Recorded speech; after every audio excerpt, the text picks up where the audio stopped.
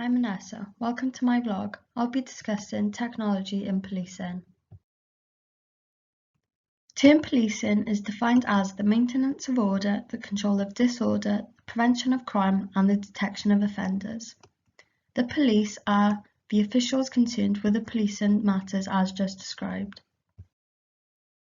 Key topics of discussion will include changes in technology occurring over years, body-worn camera or video, forensic evidence and DNA, and CCTV. I'll also be evaluating each one. As a result of many limitations of policing occurring over time, different changes had to be made. Between the late 1990s and early 2000s, Manning conducted an evaluation on crime mapping and crime analysis.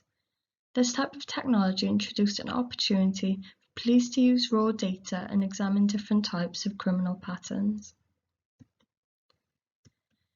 Moreover, technology has had such impact on policing that the primary police strategy in the 20th century, which was motorised preventative patrol and rapid response to calls for service, was influenced by certain technological inventions such as automobile, two-way radio communications, and computer-aided dispatch systems.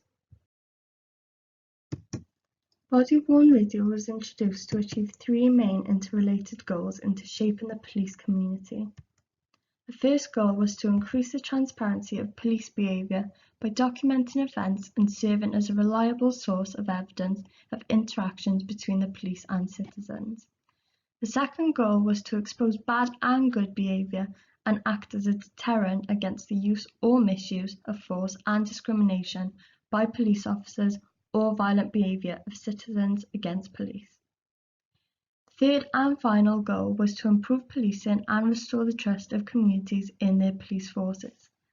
By holding on to these aims, body-worn video was introduced to make better use of technology on policing, especially community policing. There have been many positive outcomes of body-worn video. Findings show that body-worn video has been useful in reducing police use of force and complaints against officers, in enhancing police legitimacy and transparency, increasing prosecution rates, and improving evidence that was captured by the police. They have also been especially very useful in some countries that have corruption problems. In these cases, body-worn cameras were seen as a way to limit the abuse of police power and to restore the credibility of police officers, which has been a fundamental issue of police and community relationships. On the other hand, there are some limitations of such technology. Firstly, using body-worn video was found to actually increase assaults against officers, and research shows that it does not reduce police use of force. This contradicts the entire point of introducing these cameras. In addition, unfortunately, there is very little empirical evidence that has examined the effectiveness of body-worn cameras, and thus more research needs to be conducted to really conclude its effectiveness. The graph shows a test of body-worn cameras being implemented in Bristol in the UK. As shown, in the year that body cameras were introduced, the number of use of force incidents and citizens' complaints of the police greatly reduced compared to the previous years. This shows great significant impact. To conclude, although body-mounted cameras may benefit the public in several ways, there are mass concerns about the policy behind body-worn cameras, such as the release of embarrassing footage to the public, the use of footage to identify suspects in other crimes, the potential impediment to free speech, and the ability to monitor police officers improperly. In addition, much of the widespread interest in using body-worn cameras is based on very limited research and anecdotal evidence. Thus, more research needs to be conducted. For forensic evidence and DNA, scientific crime scene investigation is a process that is achieved by the following factors: aspects of scene security, crime scene documentation, physical evidence collection and preservation, scene survey and analysis, development of hypotheses from the scene, and physical evidence and persons. Forensic evidence and DNA had some great positive scientific impact. DNA was found 5 times as likely to result in identifying the suspect compared to fingerprints. In addition, cases with DNA evidence were much more likely to reach court than cases without. Lastly, incriminating DNA evidence had a positive effect on juries' decisions to convict.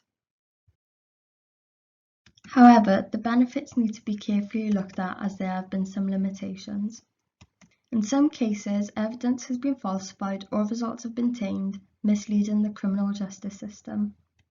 In addition, there has been a difficult case of overwhelming evidence in the O.J. Simpson murder trial. However, as many people did not understand the evidence much, it was overturned and O.J. Simpson went free. The case can be seen on the People v. O.J. Simpson or read in an article by Thompson, 1996. There are some statistics showing the complexity of DNA and forensic evidence. As shown, despite many DNA requests received and completed, the number of backlogged DNA requests at the end of the year has been growing. This is a big issue as it means key evidence may be left and cases will be unfair due to certain evidence being misused. Backlogging is a major issue in the use of DNA and forensic evidence and needs to be improved in order for the technology to be used correctly. To conclude use of DNA and forensic evidence in policing, it is clear that additional training for law enforcement is needed on the use of forensic science to develop investigative leads. Creating departmental policies that prioritise the analysis of forensic evidence for homicide and rape cases is also critical in no suspect and suspect cases. Following statistics on reasons for backlogging, 31% reported no suspect in the case, 10% reported a suspect had been identified but not charged, and 9% reported a prosecutor had not requested testing. Approximately 25% of the surveyed agencies identified funding as a constraint in submitting DNA evidence to laboratories.